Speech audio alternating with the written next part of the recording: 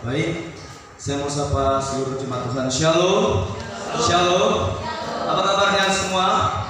Dahsyat luar biasa. Haleluya. Puji Tuhan buat kebaikan Tuhan dalam setiap kehidupan kita. Sampai hari ini kita boleh datang ke rumah Tuhan, memuji memuliakan nama Tuhan. Selamat beribadah bagi kita semuanya. Saat ini kita berdoa kepada Tuhan. Terima kasih Tuhan buat kasih setia Tuhan yang begitu besar dalam hidup kami. Terima kasih Tuhan buat kemurahan-Mu yang begitu besar melimpah dalam hidup kami. Buat kesehatan yang Tuhan berikan, buat kekuatan yang Tuhan berikan. Tuhan, kami boleh datang ke rumah Tuhan, menaikkan syukur kami kepada-Mu Tuhan. Hari-hari yang kami lalui, pertolongan Tuhan sungguh luar biasa. Oleh sebab itu Tuhan, pada saat ini kami datang ke rumah Tuhan. Kami mau berikan yang terbaik bagi-Mu Tuhan. Terima kasih Tuhan. Terima kasih. Terima kasih Tuhan. Engkau baik, Kau sangat baik Tuhan. Terima kasih. Segala pujian bagi-Mu, segala hormat hanya bagi-Mu Tuhan.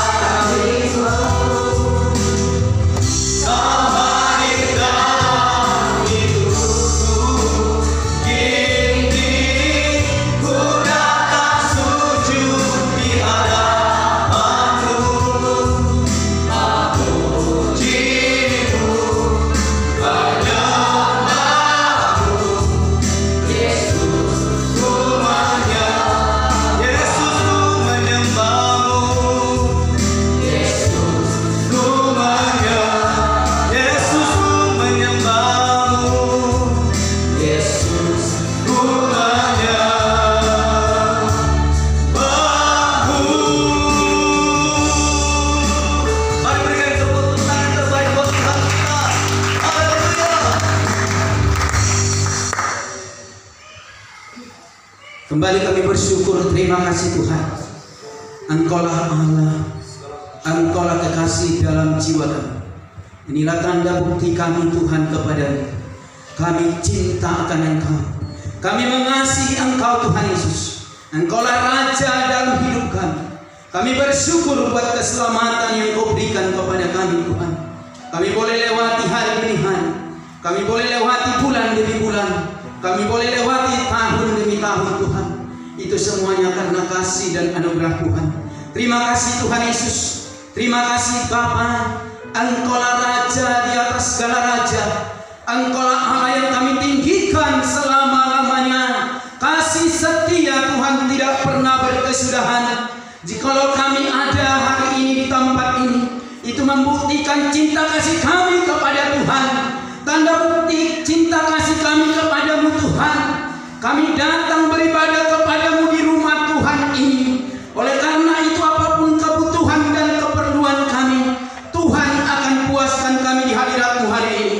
Terima kasih Tuhan. Terima kasih Tuhan Yesus. Terima kasih Roh Kudus. Engkau memimpin setiap Tuhan pelayanan anak-anak-Mu hari ini. Engkau mengurapi pemimpin pujian saudara kami Daniel Tuhan Penulang dan juga singer Tuhan. Kami berdoa Tuhan biarlah Allah dimuliakan di tempat ini dan memberkati bagi semua umat jemaat-Mu Tuhan. Dan kami juga berdoa buat hamba Tuhan hari ini. Urapi dia Tuhan, pakai dia dengan luar biasa sehingga tanda ajaib mujizat terjadi hari ini Tuhan. Hari ini Tuhan hari yang kami cintai Tuhan. Hari ini hari yang bersama-sama dengan Tuhan. Bapa, kami tidak perlu takut Tuhan. Sekalipun hari-hari ini Tuhan banyak goncangan, banyak tantangan. Tetapi kalau kami beribadah kepada Tuhan, jikalau kami memberikan hidup kami kepada Tuhan, maka Tuhan akan memberikan perlindungan. Tuhan memberikan penyertaan yang besar bagi kami. Dan Tuhan menjaga setiap langkah kehidupan kami. Terima kasih Tuhan Yesus. Bapa, Engkau melihat setiap umat jemaat-Mu mencintai Engkau Tuhan. Mereka rindu berjumpa dengan Engkau. Biarlah kami berjumpa dengan Tuhan. Ketika kami bertemu dan berjumpa dengan Tuhan, ada sesuatu yang baru kami rasakan. Ada perubahan terjadi di setiap hidup kami. Bahkan di keluarga kami, di ekonomi kami Tuhan adakan perubahan. Terima kasih Tuhan, kami rindu perubahan. Karena Yesus membawa perubahan yang besar. Yesus sumber segala berkat kami. Karena Yesus hidup dan berkuasa menolong kami. Tidak ada satu pun yang kelewatkan di antara umat jemaat-Mu Tuhan. Berkati semuanya Tuhan. Berkati mereka Tuhan, apapun pergumulan dan persoalan mereka. Mereka boleh bersuka cita hari ini. Mereka boleh pulang dengan kemenangan demi kemenangan. Semua mengalami mujizat Tuhan. Semua mengalami Tuhan berkat-berkat yang melimpah hari ini. Terima kasih kami serahkan Tuhan ibadah ini Tuhan. Mulai dari awal sampai selesainya. Kami bersyukur, kami persilakan Roh Kudus sudah hadir di tengah-tengah kami dalam nama Yesus. Biar kami fokus kepada Tuhan hari ini, memuji, memuliakan Tuhan. Terpujilah nama-Mu, segarkan kami semuanya, berikan sukacita yang besar bagi kami. Dalam nama Yesus kami berdoa. Dalam nama Yesus kami bersyukur. Haleluya. Amin. Silakan duduk Bapak Ibu Saudara. Sekali lagi saya mau sapa seluruh jemaat Tuhan. Shalom. Shalom. Ada sukacita, amin.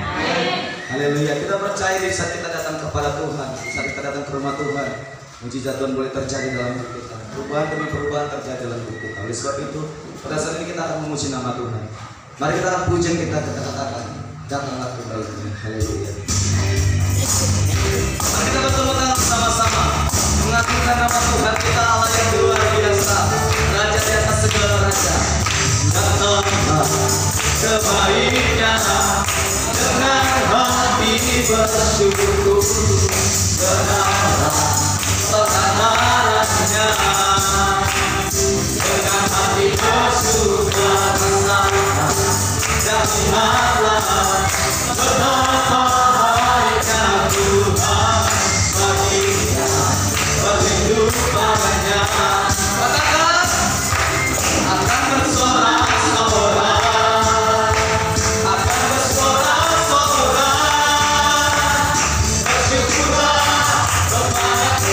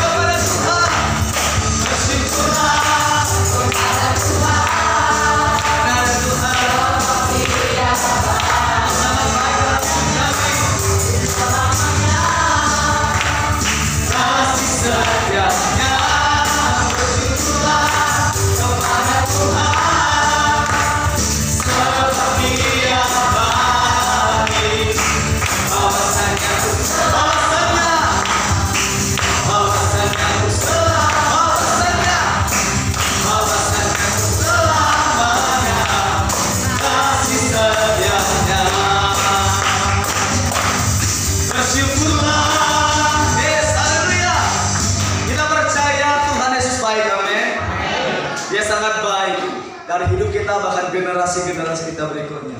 Oleh sebab itu kita angkat pujian kita kepada Tuhan. Kasih setiamu nyata dalam hidup. Haleluya. Mari kita kembali bertepuk tangan Bapak Saudara. Kita percaya kepada Tuhan setelah menyertai kehidupan kita. Kasih setia Tuhan tak pernah berubah. Dia selalu ada dalam hidup kita. Haleluya. Kita percaya Dia selalu memberkati kehidupan kita. Mari kita katakan bersama-sama. Kasih setia punya bagiku. Kasih setia nyata bagiku. Yes. Setia bagiku. Balasanku limpahkan segalanya. Dan anugerahnya sangat besar bagiku. Mari katakan, aku diberkati, aku dilimpahi, karena alasanku untuk menyediakan. Aku diberkati, aku dilimpahi atas kebenaran anugerah Tuhan bagiku. Haleluya. Dia selalu ada dalam hidup kita. Kasih setia Tuhan nyata dalam hidup kita. Kita mengenal pujian dan bersama. Katakan, kasih setiamu nyata bagiku. Haleluya. Mari sama-sama kita katakan, kasih setiamu nyata bagiku. Amin. Benar ya Tuhan. Setia bagiku. Balasanku limpahkan segalanya. Dan anugerahnya sangat besar bagiku. Mari Bapak Ibu Saudara saja katakan, aku diberkati, aku dilimpahi, karena alasanku percaya Tuhan.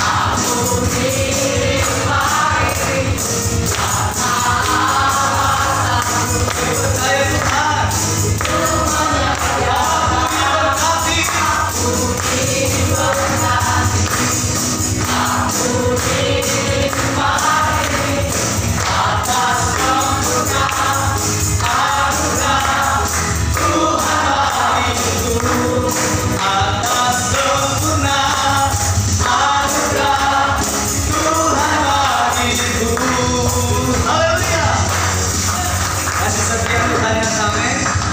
Sebelum duduk Bapak Saudara, mari katakan kanan kirinya, Tuhan Yesus baik dalam hidupku.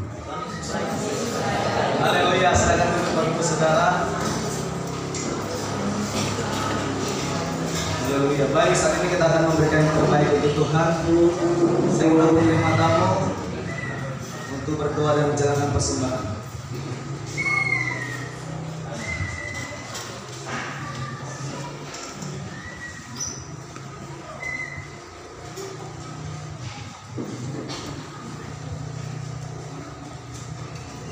Kita bersatu dalam doa.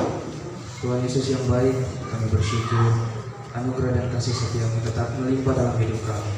Terima kasih Tuhan, pujian dan pujian kami naikkan kepadamu. Kau izinkan kami untuk memuji memuliakan nama-Mu. Tuhan Yesus yang baik, saat ini kami akan memberikan persembahan untuk memberkati kami berlipat-lipat kali ganda. Tuhan yang memberkati semuanya. Dalam nama Tuhan Yesus kami siap memberi, kami berdoa dan mengucap syukur. Amin. Baik, sambil kita memberikan terbaik untuk Tuhan, kita akan pujian kita kepada Tuhan. Haleluya. Selamat memberi bagi kita semua.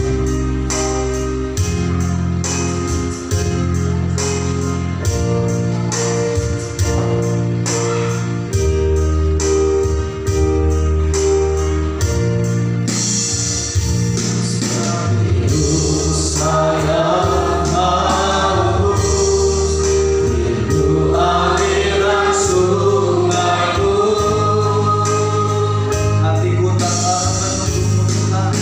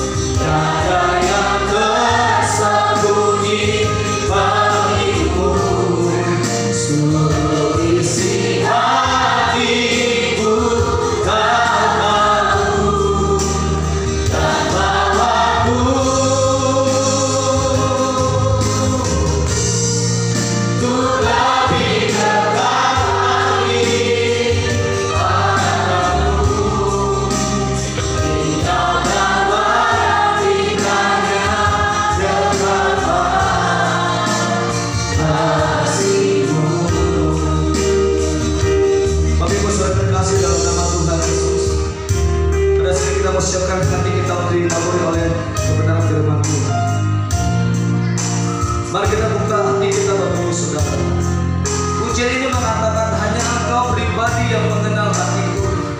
Tiada yang tersembunyi bagimu Tuhan. Engkau yang mengetahui seluruh isi hati kami. Kami mau lebih dekat lagi padamu Tuhan. Kami mau tinggal diam dalam indahnya dekapan kasih-Mu Tuhan. Ini hati kami Tuhan, kerinduan kami. Terima kasih Tuhan Yesus. Terima kasih Tuhan, Engkau segala-galanya dalam hidup kami Tuhan. Bapak Ibu Saudara yang terkasih dalam nama Tuhan Yesus, mari kita bangkit beri bersama-sama. Kita kembalikan pujian dari awal. Mari kita renungkan setiap kata demi kata pujian ini. Seperti rusa yang haus rindu aliran sungai-Mu, hatiku tak tahan menunggu-Mu Tuhan. Haleluya. Seperti rusa yang haus rindu aliran sungai-Mu, hatiku tak tahan, hatiku tak tahan menunggu-Mu. Bagai tanah gersang, bagai tanah gersang, menanti datangnya hujan.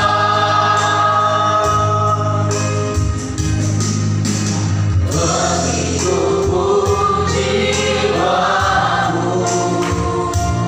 Tuhan, hanya Engkau, hanya Engkau pribadi yang mengenal hatiku. Tiada yang tersembunyi bagimu, seluruh isi hatiku tahu, dan bawaku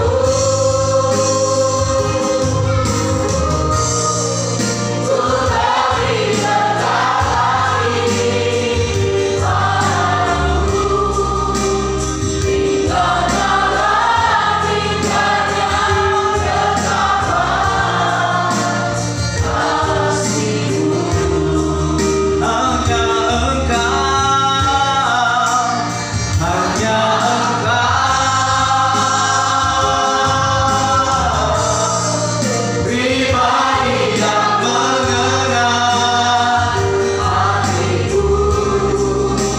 Tiada yang tersembunyi bagimu, seluruh isi hatiku tahu, dan bawaku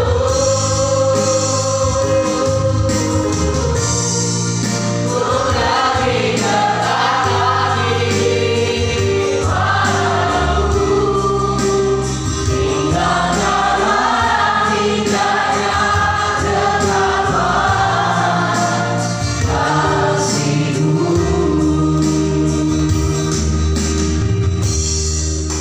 Haleluya. Ini merupakan kerinduan kami Tuhan, bahwa kami rindu tinggal diam di dalam hadirat-Mu. Tidak ada yang tersembunyi di hadapan Tuhan sampai kepada kedalaman hati kami. Engkau tahu, Engkau melihat setiap isi hati kami, pribadi lepas pribadi. Mungkin kami bisa menyembunyikannya di hadapan manusia, tapi tidak di hadapan Tuhan. Bapa di surga, pilih hati kami. Apakah kami sungguh-sungguh mengasihi Tuhan? Kiranya pujian sembahan kami boleh menyenangkan nama Tuhan dan berbau dupa yang harum di hadapan Tuhan yang baik. Sebentar kami akan dengarkan firman-Mu. Berkata-katalah Engkau melalui mulut lidah hamba-Mu. Sampaikan isi hati-Mu kepada seluruh jemaat pada pagi menjelang siang ini. Kami sepakat, kami mengakui bahwa firman itu berkuasa. Kami mengakui bahwa firman itu ajaib. Firman itu mengubah hidup kami. Kami percaya firman itu dahsyat, dan kami percaya firman itu Allah sendiri berbicara. Kami siap mendengarkan sabda-Mu. Untuk kami boleh diteguhkan, untuk kami boleh dikuatkan, untuk kami boleh disembuhkan, untuk kami boleh dipulihkan pekerjaan iblis, kuasa kegelapan, kedagingan kami yang membuat kami terhalang untuk menerima berkat Tuhan, untuk menerima mujizat Tuhan. Kami sepakat, kami hancurkan, kami tolak di dalam nama Yesus. Tapi biarlah hadirat Allah boleh tercurah di tengah-tengah kami. Siap mendengarkan firman-Mu di dalam nama Yesus Kristus. Kami berdoa dan mengucap syukur. Haleluya. Amin. Silakan duduk jemaat Tuhan yang terkasih dalam Yesus.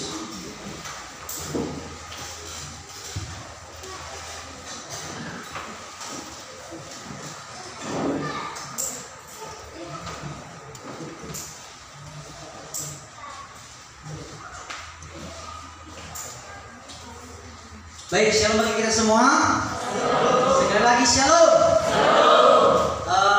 Saya bersyukur kepada Tuhan kita boleh sama-sama kembali beribadah di tempat ini. Saudara-saudara yang terkasih dalam Yesus, secara pribadi saya sangat rindu dan kangen kepada seluruh jemaat Tuhan di tempat ini. Saya ulangi, secara pribadi ini saya sangat kangen dan rindu kepada seluruh jemaat Tuhan yang hadir pada pagi hari. Kenapa? Kurang lebih setahun saya nggak pribadi ke tempat ini karena ada pelayanan di Gereja Center of Change yang saya akui itu tidak terlepas dari dukungan doa dan seluruh jemaat kami di tempat ini. Amin. Bapak saudara-saudara, dukung kami terus kiranya pelayanan gereja Gereja Center of Change semakin maju dan semakin diberkati Tuhan. Mungkin banyak yang tak kenal saya di sini ya, kalau banyak kali jauh-jauh baru ya. Wah, luar biasa. Puji nama Tuhan. Terima kasih kepada keluarga gembala yang boleh mempercayakan saya untuk memberikan firman pada pagi menjelang sini. Baik, Bapak Ibu saudara-saudara, sebelum kita mendengarkan firman Tuhan, bilang sama diri kanannya, kalau dia cewek, kak, dek atau eda atau bang atau apapun, makin mudah kamu tengok bilang. Iya kan? Siapa di sini pengennya mau cepat tua? Semua orang maunya makin muda ketemu mereka, pasti senang dia kan? Ada nggak kalau dibilang orang makin muda kamu ketemu? Nggak suka dia. Ada orang dibilang makin muda kamu ketemu lah, nggak suka dia. Pasti senang dia ya kan? Apalagi kalau orang tua, pasti senang dia kalau dibilang makin muda. Amin. Baik, kita akan membaca kebenaran firman Tuhan, kita akan merenungkannya. Saya mengajak kita semua, Bapak Ibu saudara-saudara yang terkasih dalam Yesus, kita buka Alkitab kita bersama-sama. Matius pasal yang ke-21.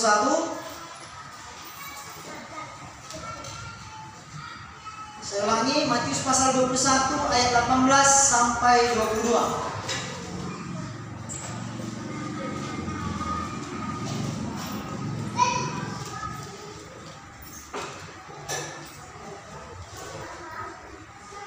Matius pasal 21 ayat 18 sampai 22. Yang sudah mendapat katakan no. Yang belum mendapat katakan yes. Bingung semua ya. Oke. Yes. Kita dalam mendengarkan firman Tuhan, saya mengajak kita jangan tegang sekali ya. Jangan kaku sekali, relax, santai. Santai, relax, supaya saudara jangan terlalu tegang. Karena dalam hidup kita ini sudah tegang, masalah persoalan ya. Tapi jangan tegang-tegang, kita dalam Tuhan. Saya membaca ayat 18, seluruh jemaat Tuhan boleh baca ayat 19, begitu seterusnya sampai kepada ayat 22. Dengan judul perikop di sini di Alkitab saya, Yesus mengutuk pohon ara. Pada pagi hari dalam perjalanannya kembali ke kota, Yesus merasa lapar.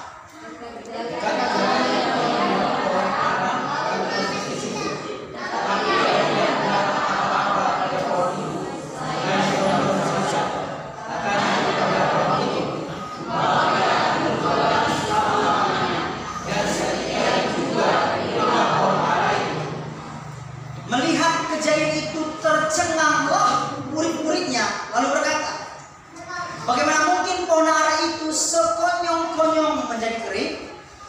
Yesus menjawab, sesungguhnya jika kamu percaya tidak kamu percaya dalam beberapa yang berbuat tapi juga jika kamu katakan ini kerajaan yang telah kau itu akan terjadi.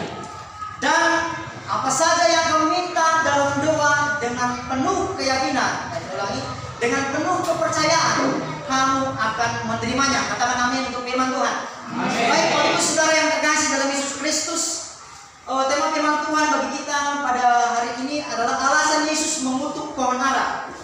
Bapak Ibu saudara-saudara yang dikasihi dalam Yesus Kristus, ketika pertama-tama saya membaca teks ini, saya seakan-akan heran dan bingung gitu. Dalam pertanyaan saya muncul seperti ini, kok bisa ya Yesus sekejam ini?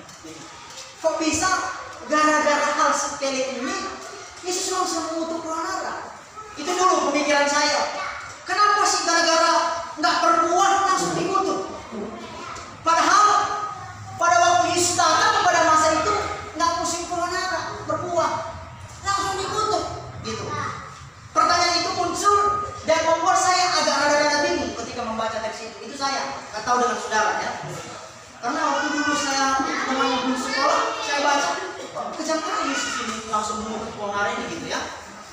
Tapi Bapak Ibu saudara-saudara yang terkasih dalam Yesus Kristus, bagi saya sebenarnya Yesus hanya menggambarkan atau memperhalus hal yang terjadi dengan mengumpamakan manusia sebagai pohon ara. Saya ulangi, bagi saya sebenarnya Yesus hanya memperhalus atau mengumpamakan pohon ara itu sebagai manusia. Gitu.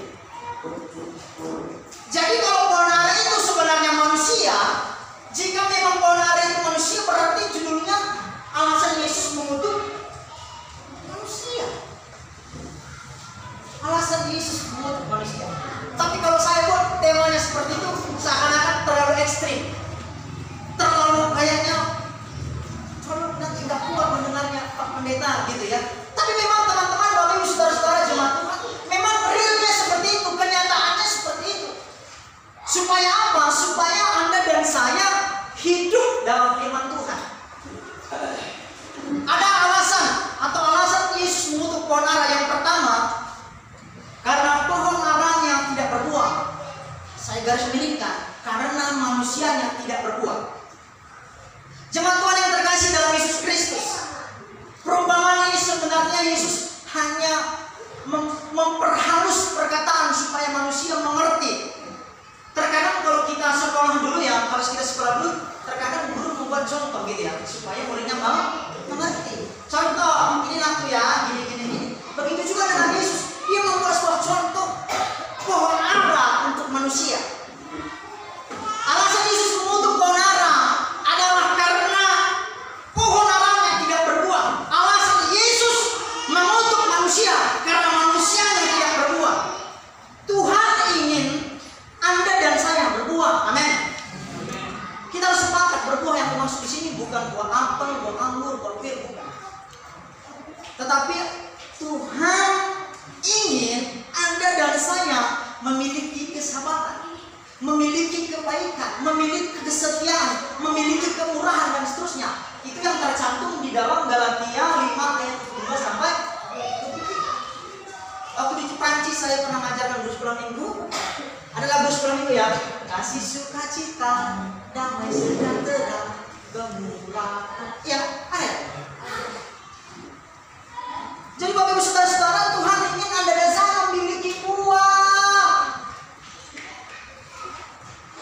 Kalau kita pelajari, wajar pohon ara tidak berbuah pada masa itu. Karena kenapa? Memang bukan musimnya. Tapi ingat baik-baik saudara-saudara yang terkasih dalam Yesus Kristus. Dalam hal inilah Yesus mau mengingatkan kita untuk mengikut Tuhan itu tidak boleh musim-musiman. Saya ulangi, saya pelan-pelan. Saya lepas mikanya dalam suara saya kuat. Bapak Ibu saudara-saudara jemaat Tuhan, seharusnya hal yang wajar pada masa itu pohon ara nggak berbuah karena memang nggak musim pohon ara. Kita tahu, kita ngerti seperti kita ini rata-rata petani, saya juga petani. Semua buah ada musim. Musim durian ada musimnya, musim rambutan ada musimnya.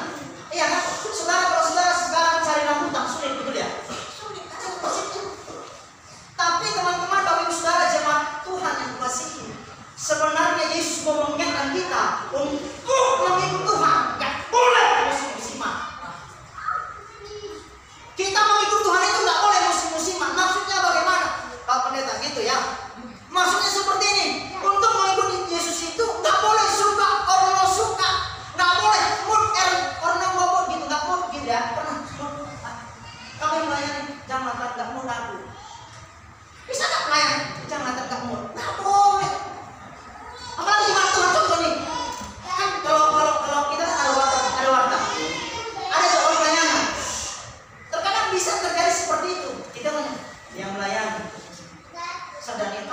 kita datang. Sadarinya oke, nggak bagus ya.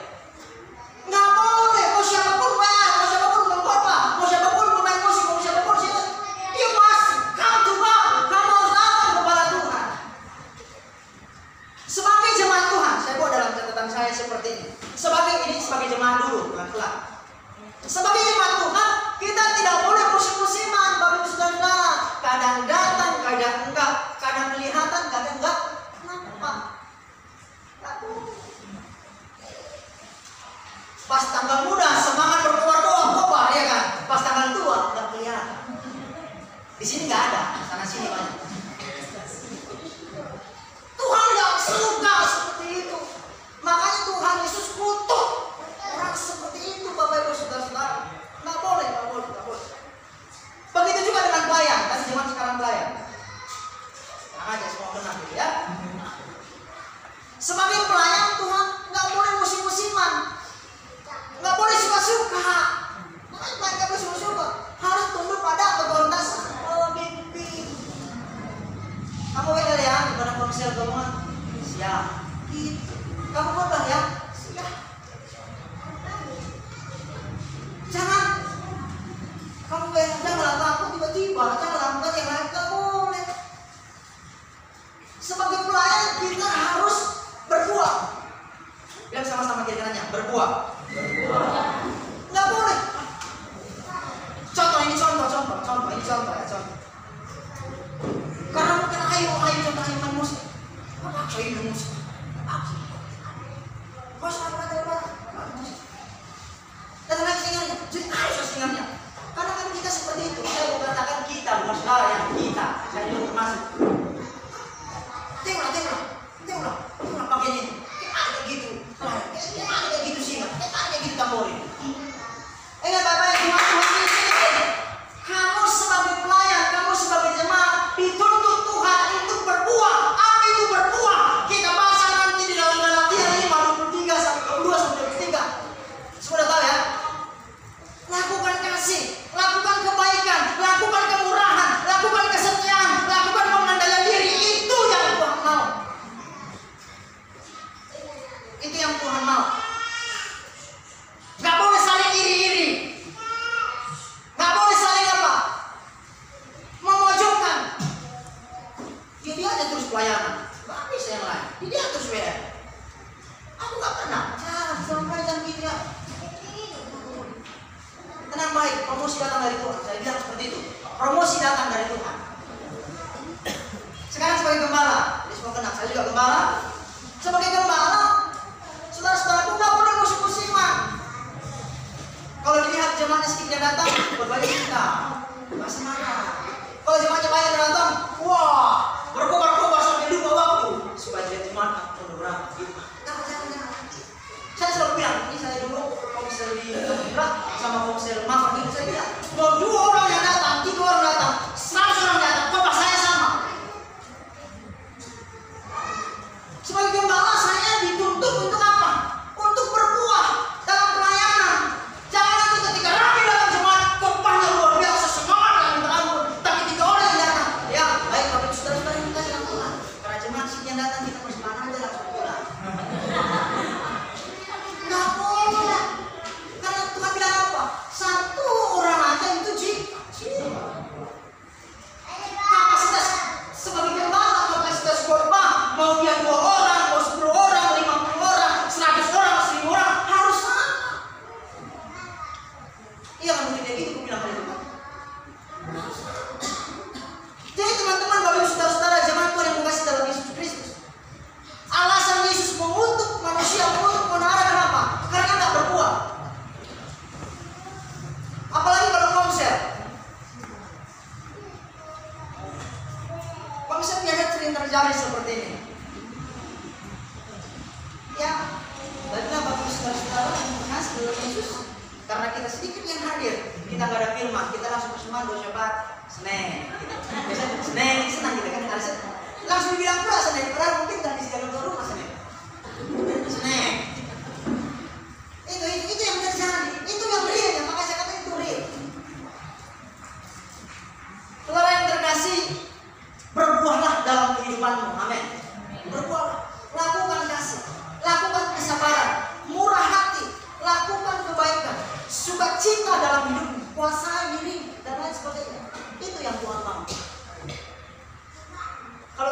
simak baik-baik, kita expose teks ini bagi saudara-saudara.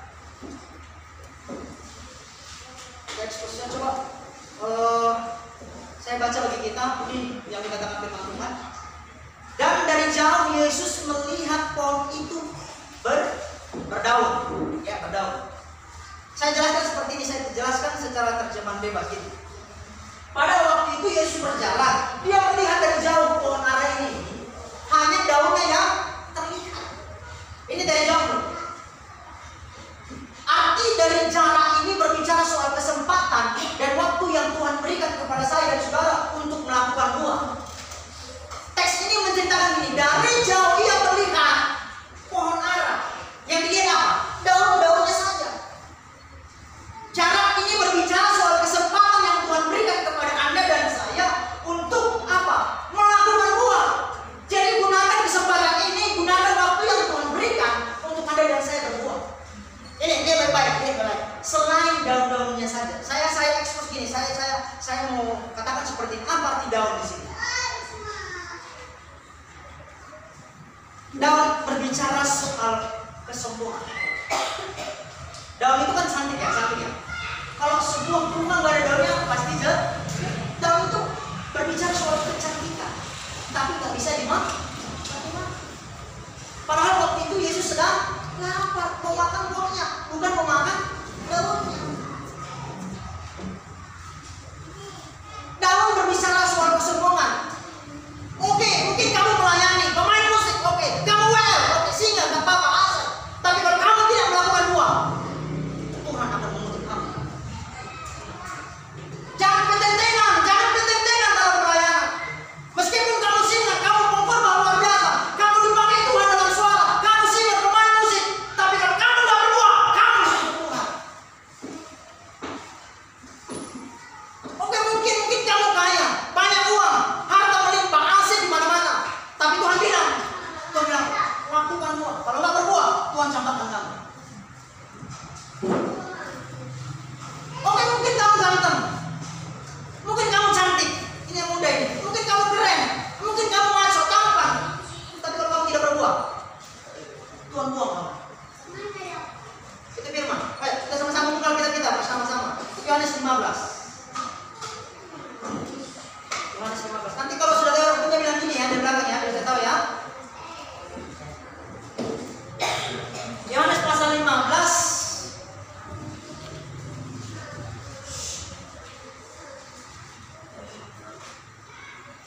Yohanes pasal 15 ayat 1. Begini firman Tuhan. Akulah pokok anggur yang benar dan Bapa akulah pengusahanya. Setiap ranting pada yang tidak berbuah di mana? Dipotongnya. Dan setiap ranting yang berbuah akan dibersihkan. Jadi kalau kamu rantingnya nggak berbuah, dipotong. Ini terjemahan baru. Tapi kalau terjemahan versi lain, kamu dicampakkan. Seperti itu. Jadi Bapak Ibu saudara-saudara, Tuhan menuntut Anda dan saya untuk berbuah. Bilang sama-sama dengan saya, berbuah. Saudara-saudara yang terkasih dalam Yesus Kristus, hendaklah kita berupaya untuk melakukan itu. Amin. Amin. Kita berbuah, amin. Berbuah supaya kita berbeda. Kita harus berbeda. Tapi supaya apa? Tuhan tidak mengutuk. Kalau saya terminologikan nanti mengutuk di sini apa? Supaya Tuhan tidak mencampakkan kita ke neraka. Supaya kita tidak hidup dalam kegelapan. Seorang Kristen, seorang percaya, tapi tidak melakukan kebaikan, apa kata orang? Seorang Kristen, orang percaya, melayani, tapi apa? Pendendam, apa kata orang? Seorang Kristen, jemaat Tuhan, setia, apa lagi? Tapi apa? Tapi tidak bisa mengendalikan diri, apa kata orang? Kayak gitu Kristen, ya, kayak gitu melayani. Ingat baik-baik, orang percaya, orang Kristen adalah sorotan dunia. Ketika kamu terlahir, mengklaim hidup kamu pengikut Kristus, kamu sedang apa? Hidup dalam bahaya. Bahaya apa? Iblis gak suka orang Kristen. Betul ya? Iblis gak suka pengikut Kristus. Jadi semakin kamu dekat dengan Tuhan, semakin besar godaan, semakin besar goncangan yang akan kita alami. Ingat baik-baik, sebesar apapun goncangan yang kita alami, Tuhan janjikan kemenangan. Gitu. Jadi Bapak Ibu Saudara-saudara, lakukan buah dalam hidupmu. Apa bedanya kita dengan orang yang kenal Tuhan kalau kita nggak lakukan buah? Mengerti sampai di sini apa yang saya maksud? Mengerti ya? Kalau nggak ngerti bilang biar saya dong dari awal. Jangan nanti saya kot-kot ngomong baru-baru muncul suara manis. Gitu ya? Nggak bilang pun nggak apa-apa. Ya kita cepat pulang. Yang kedua, alasan Yesus mengutuk pohon ara karena tidak memiliki doa. Tidak memiliki doa. Saya baca bagi kita semua. Coba kita buka Alkitab kita sama-sama di dalam Markus. Ya. Markus pasal yang ke-11. Markus pasal yang ke-11 ayat 12.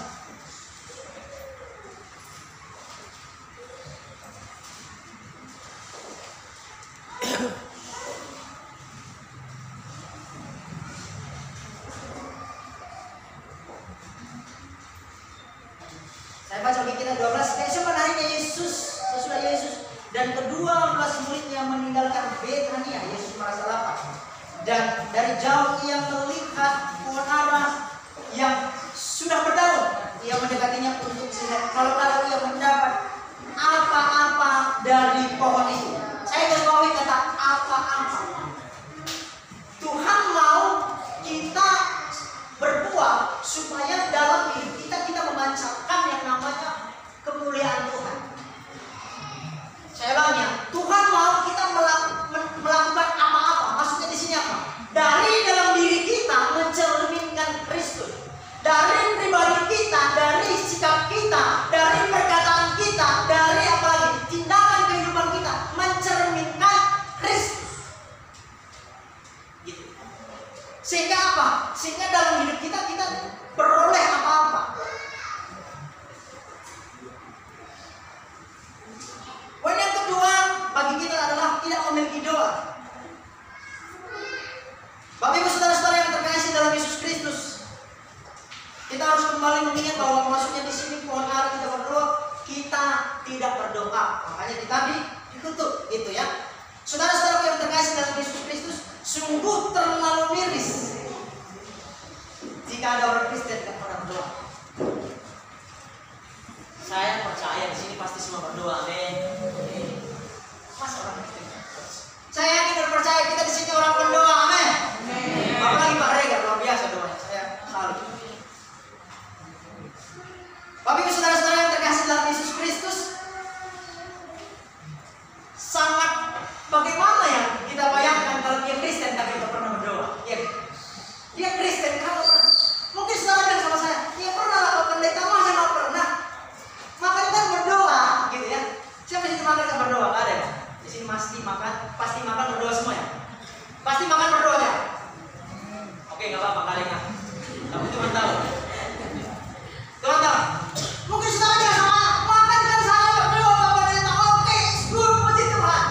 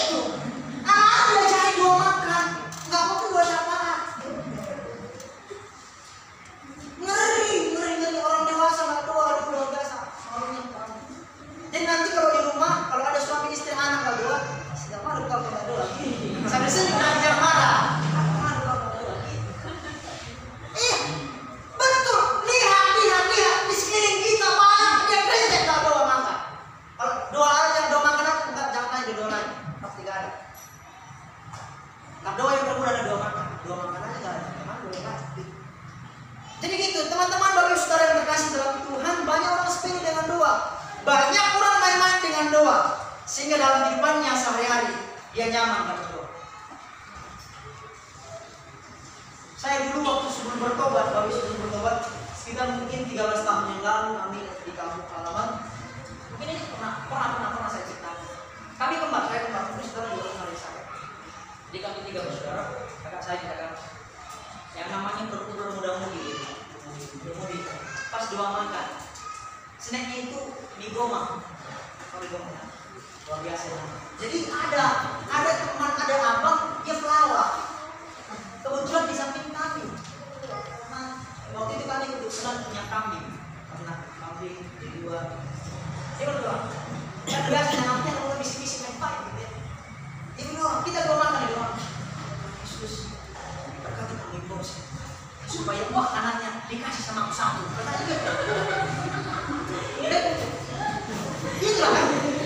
Tuhan, aku berdoa supaya kakaknya semakin cantik, supaya nanti dia sampai keluar Yesus masuk di rumahnya.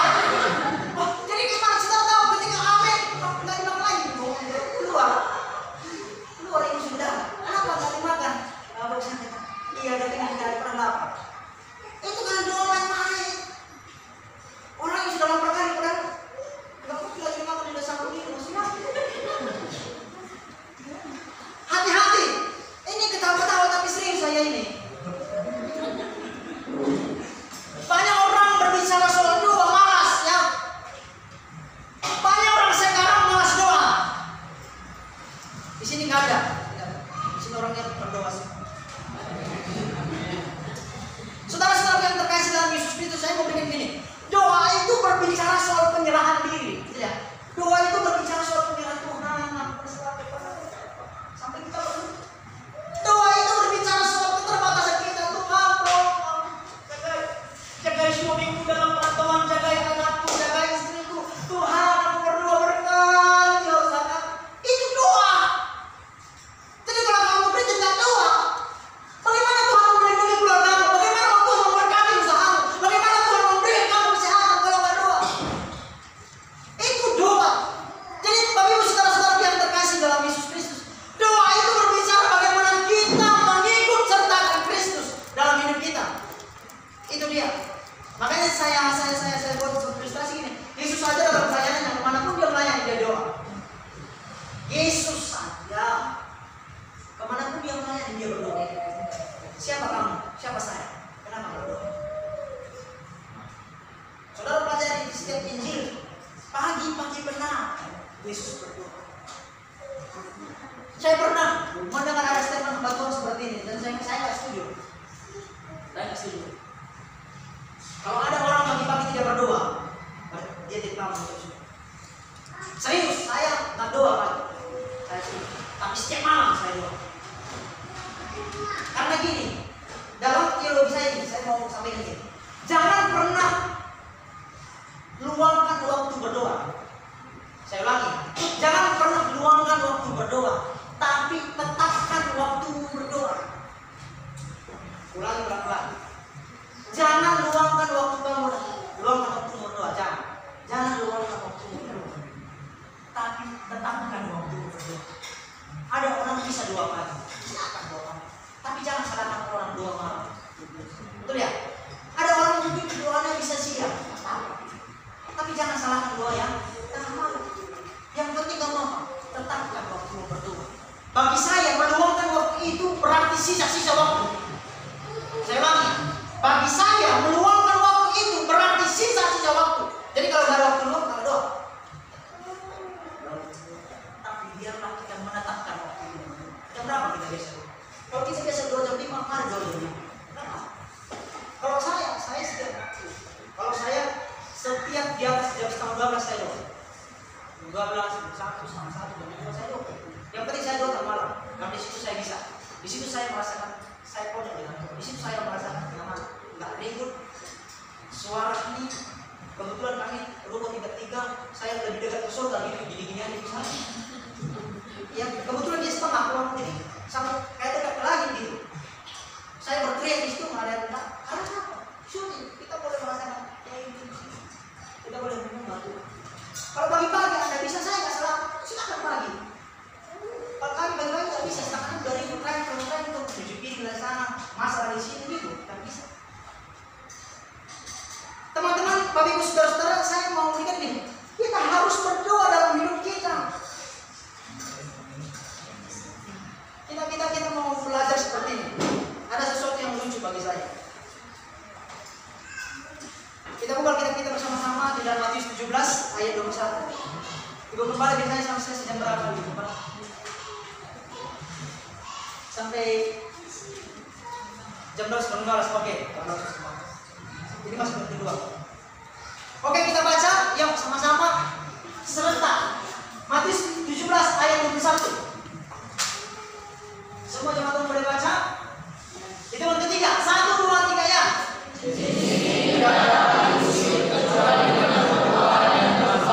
Terima kasih. Bapak Ibu Saudara-saudara yang terkasih dalam Yesus Kristus. Dalam cerita Yesus mengutuk pohon ara ini ada sesuatu yang lucu. Kenapa? Ketika Yesus mengutuk pohon ara itu, murid-muridnya tercengang.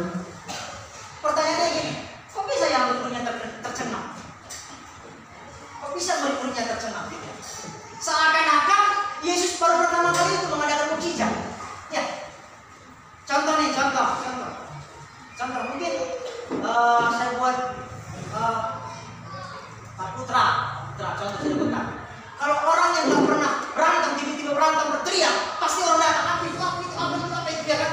Penasaran, karena nggak pernah. Besoknya lagi berantem, kenapa bisa gitu? Tapi itu satu cara. Tapi kalau setiap hari orang berantem, saudara mau yang lain nggak? Nggak apa-apa, enggak terbiasa. Berantem adalah terbiasa menerima proses tengok. Itu terbiasa. Betul ya? Maksud apa yang saya bilang kan? Kalau pertama-tama kita melihat orang berantem, pasti kita bertanya-tanya, kenapa? Why? Kok bisa gitu? Tapi kalau selalu berantem, tapi kita tanya lagi. Itu memang sejarahnya, harus kita lagi. Itu kita bilang. Ini murid-muridnya, saudara-saudara yang terkasih dalam Yesus Kristus. Kenapa mereka bisa tercengang? Padahal begitu banyak mukjizat yang sudah dilakukan Yesus di depan mata mereka. Angin ribut diredakan, lumpuh berjalan, sakit sembuh, kerasukan terlepas, apalagi buta melihat. Itu sudah dilakukan Yesus. Tapi ketika Yesus mengutuk pohon ara, kenapa mereka tercengang? Jawab saya simpel. Karena mereka nggak doa. Saya lihat lagi kepada hal yang lain gini. Saudara ingin kasus tangan Getsemani. Waktu itu Yesus mau ditangkap, Yesus bilang berjaga-jaga dan berdoalah. Lalu Yesus pergi meninggalkan mereka berdoa sendirian. Di situ Yesus berkeringat seperti keringatnya tetesan. Setelah Yesus selesai berdoa, ia lihat murid-muridnya ngapain? Doa. Ngorok. Yesus bilang berdoa, tapi murid-muridnya tidur. Tuhan bilang sebenarnya dalam hati kamu doa, tapi kita tidur. Makanya Matius mengatakan apa? Daging memang lemah, roh menurut. Sebagai pelayan, ini. Sebagai pelayan, saya mau beritahu kepada kita semua ya, saudara-saudara yang terkasih dalam Yesus Kristus. Sebagai pelayan, kamu harus berdoa sebelum melayani. Jangan pernah berani tampil di sini kalau nggak berdoa. Karena apa? Kalau ada orang melayani tanpa doa, itu namanya sandiwara. Pernah ya? Dibilang Pendeta Jackson di sini. Pelayanan tanpa doa itu sandiwara. Kita mau nyanyi apa sih? Nyanyi boleh. Kita mau main musik, nyanyi gitar. Coba nggak ada doa. Hati-hati. Ini panggung ini bukan pentas. Di sinilah kerajaan Allah bertahta. Jadi kalau kamu nggak doa, kamu mau melayani dengan apa? Dengan kepintaran kamu, dengan suara kamu yang bagus, dengan pemain musik yang keren. Enggak. Tuhan nggak butuh seperti itu. Tuhan butuh kerendahan hati untuk kamu mengandalkan Dia. Amin. Bilang sama dia nanya, doalah. Saya melihat dari depan ini kayaknya terlalu berat untuk kita untuk mengatakan seperti itu. Mana aku bilang doa kepada mereka? Aku kan nggak doa, gitu ya. Oke. Baik, Bapak Ibu saudara-saudara yang terkasih dalam Yesus Kristus. Orang yang hidup tanpa doa adalah orang yang hidup dalam daging. Saya ulangi ya. Orang yang hidup tanpa doa adalah orang yang hidup dalam daging. Makanya kalau kita lihat banyak orang nggak suka lama berdoa. Banyak kita lihat orang nggak suka lama berdoa. Padahal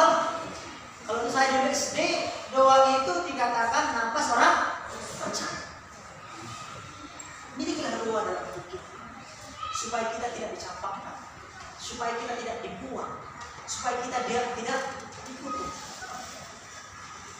Tapi saudara-saudara yang pasti dalam Tuhan, ada 2 poin. Sebenarnya 2 poin. Yang pertama, miliki buah. Yang kedua, miliki doa. Simpel.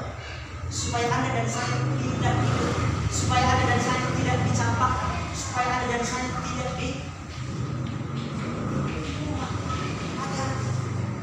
masuk di sini, supaya Anda dan saya tidak masuk neraka, gitu lah. Mau masuk neraka, amin. Amin.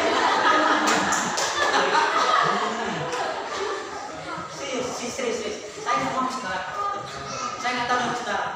Tapi kalau saudara mau mengikut saya, jangan masuk neraka. Mari miliki buah, miliki doa.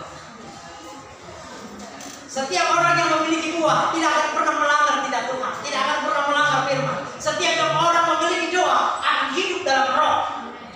Karena kenapa? Ketika kamu berdoa, kamu sedang mengencah diri kamu, membangun hidup kamu dengan mesbah. Ini mesbah. Doa itu berbicara soal mesbah. Saya ulangi ya, orang yang tidak ada doa hidup dalam daging. Apalagi orang yang memiliki buah roh, otomatis roh dan daging bertolak. Nampak? Ketika ada orang di sini nggak ada doa pelayanan, nampak, garing, betul saya bilang. Ketika ada di sini pelayanan nggak ada doa, hambar. Kita bisa merasakan secara pribadi, serius. Orang yang peka dengan hal seperti itu, dia melayani di gerbang, nggak ada doa, hambar. Well, nggak ada doa, garing. Singa, pemain musik nggak ada doa. Kamu tampilkan apa? Pedagingan, hadir dan akan turun. Jadi ketika kamu memiliki doa, memiliki roh yang daripada Tuhan, percayalah Tuhan akan